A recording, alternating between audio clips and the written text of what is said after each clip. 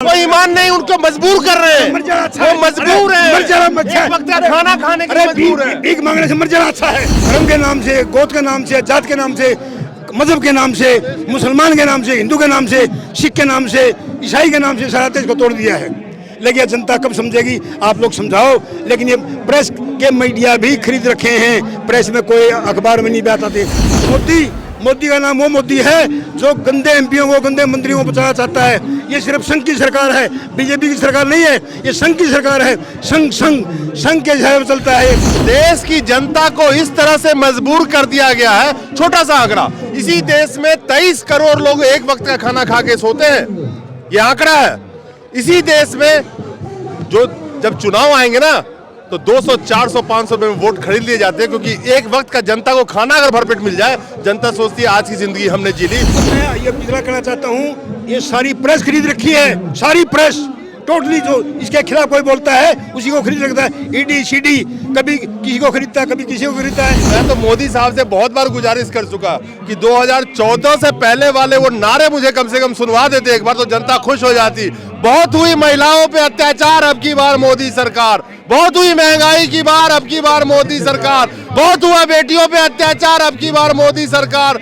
ये देश नहीं बिकने दूंगा। सब कुछ बेच दिया, सब कुछ। 2024 में वोट की चोट से दुश्मन को गोली से मत मारो, वोट की चोट से मारो। जनता के पास तो वही हथियार ही है। वोट की चोट से मारो, गोली से मत मारो। दुश्मन जीना चाहिए। उसके कत्ल पे मैं भी चुप था, उसके कत्ल पे मैं भी चुप था। अब मेरा नंबर आया, मेरे कत्ल पे आप भी चुप हो, अगला नंबर आपका है। तो पढ़े लिखे हैं, उनको मूर्ख बनाया जा रहा है। हर डिपार्टमेंट में कोई नौकरी नहीं है, सारे पद खाली पड़े हैं। ये कहता है 2 करोड़ आए साल में नौकरी दूंगा। उन्होंने बयान दिया हुआ, बोला था, रिटर्न में है, आप देखो उठा के। सतपाल मलिक उस वक्त भी बोला था, सतपाल मलिक ने बोला था उस वक्त भी। महज एक नारा है, खोखला नारा है। आपने तो खुद ही बदल लिया, बेटी बचाओ, यही नारा है। बस पढ़ाओ खत्म है, आगे खत्म है। बेटी बचाओ। बेटियां तो पूरे देश की होती है, लेकिन जिस तरह से कुछ लोग कहते हैं कि हरियाणा की बेटियां बैठी हुई हैं, अलग अलग तरीके से कुछ लोग कुछ कह रहे हैं, तो उसी हरियाणा से हमारे ये लोग आए हुए हैं अपने बेटियों के समर्थन में। सवाल ये है कि इस धरने को भी बदनाम करने की कई साजिशें चल रही है। कोई कहते हैं कि ये वर्चस्व की लड़ाई है, कोई कहते हैं ब्रिजभूषण शरण सिंह को हटाने की लड़ाई है, कोई कहते हैं हरियाणा के लोगों को प्रेसिडेंट बनाना चाहिए, इसकी लड़ाई है। क्या कोई गोल्ड मेडलिस्ट महिला अपने जो इल्जाम वो लगा रहे हैं, इस तरह के इल्जाम कोई लगा सकता है क्या? कोई नॉर्मल महिला भी लगा सकता है क्या? कहाँ से आए आप? मैं पालाराम बीबीपुर, जिला जींद, हरियाणा, हरको बैंक का पूर्व डायरेक्टर हूँ, 87 से 90 तक का। मेरी नौगामा खाप से हम साथी आए हुए हैं, फिल्म में घूम रहे हैं।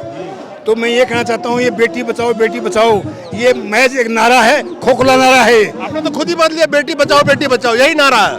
बस पढ़ाओ खत्म है, आगे खत्म है। बेटी बचाओ, बेटी पढ़ाओ, ये सिर्फ खोखला नारा है। ये जुमलेबाजी सरकार है, झूठ के सारे पे चली हुई है। सूर्य की किरण निकलती हैं और ये अरबों खरबों टन झूठ का पिटारा लेकर आते हैं हर प्रदेश में, सारे देश में। भाई अरे क्या कह रहे हैं, 29 स्टेट हैं, 29 स्टेटों में झूठ का पिटारा ये बढ़ते हैं। इनके एमपी और एमएलए और इनकी सरकार, तो ये जुमलेबाजी सरकार है। जिसको चलता किया जाए उतना जल्दी है, क्योंकि 13 महीने पहले 2021 में जो धरने पर किसान बैठे हुए थे, उन किसानों को बदनाम किया जा रहा था। उनको उनके अंदर गलत औरतों को एंट्री कराई जा रही थी, उनको आतंकवादी बताया जा रहा था, उनको पाकिस्तानी बताया जा रहा था, उनको देशद्रोही बताया जा रहा था। तो मैं ये कहना चाहता हूँ, इस सरकार को शर्मनाक है। जितनी इसकी आलोचना की जाए, ये जो पहलवानों के साथ खिलवाड़ हो रहा है, सारा हरियाणा प्रदेश ही नहीं, सारा हिंदुस्तान के साथ खड़ा है।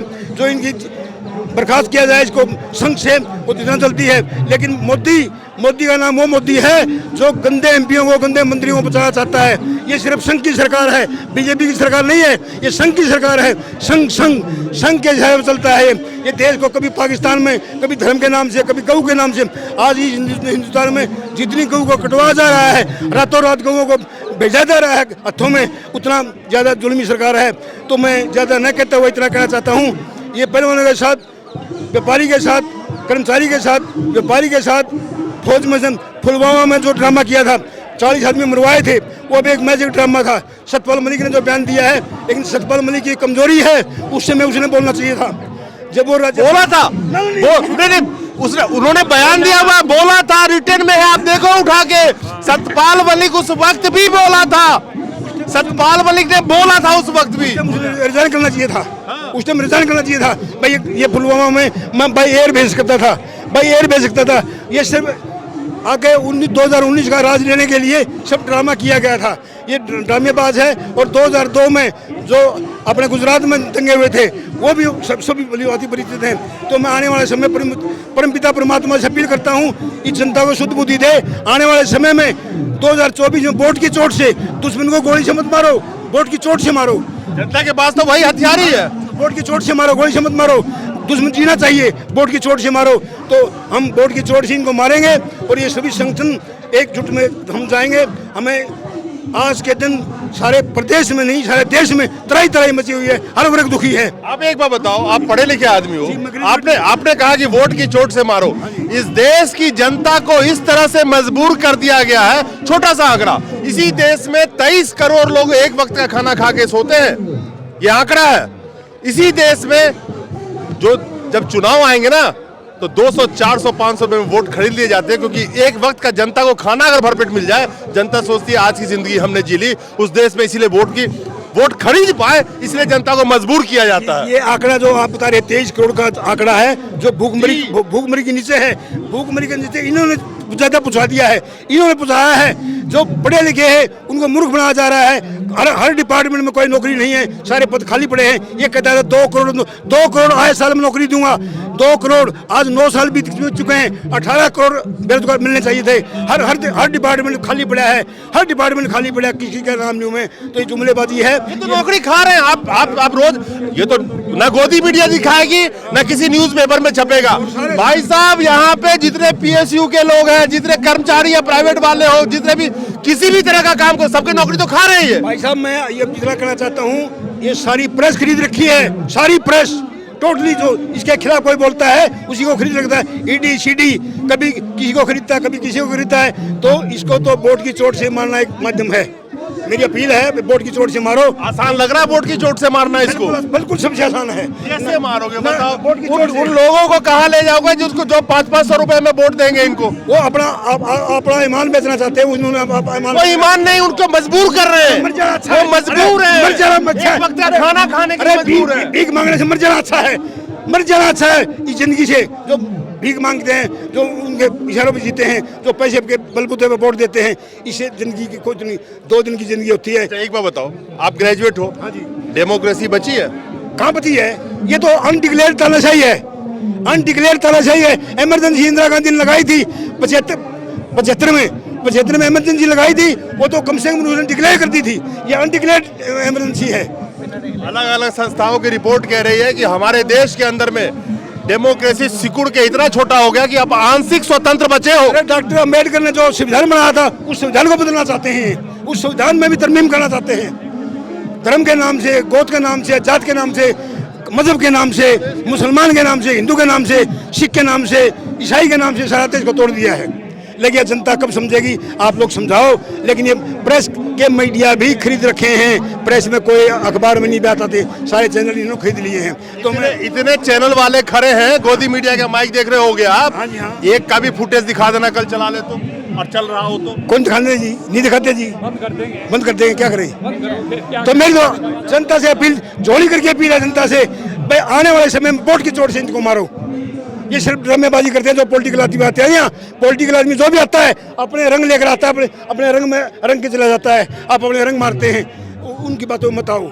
भाई मैं तो एक चीज जानता हूं कि मैं तो मोदी साहब से बहुत बार गुजारिश कर चुका कि 2014 से पहले वाले वो नारे मुझे कम से कम सुनवा देते एक बार, तो जनता खुश हो जाती। बहुत हुई महिलाओं पे अत्याचार, अब की बार मोदी सरकार। बहुत हुई महंगाई की बार, अब की बार मोदी सरकार। बहुत हुआ बेटियों पे अत्याचार, अब की बार मोदी सरकार। ये देश नहीं बिकने दूंगा। सब कुछ बेच दिया, सब कुछ बेच दिया। एक बार ये नारा मोदी जी सुना दीजिएगा जनता को। उसने देश भेज दिया जी, जो नारे दे रहा था। तमाम नारे झूठे, संवेदनहीन सरकार है ये। वो समय क्या आजाद भारत की सबसे संवेदनहीन और सबसे बड़ी झूठी सरकार है। पूरे देश के कहते हैं नारा ने देश भेज दिया। मैं कहता हूँ पूरे देश को 2 आदमी के नारा पे बांधने की कोशिश है, 2 पूंजीपति के हाथ में। साथी वो समय क्या बुझेगी? ये रोशन खुदा करे, वो समय क्या बुझेगी, रोशन खुदा करे। तो सामने आने वाला समय में तो इसके नाम की भी गोली बन चुकी है, गोली बन चुकी है। इसको भी जो राजीव का हाल हुआ था नहीं वहाँ तेलंगाना में, वही हाल होगा इसका भी।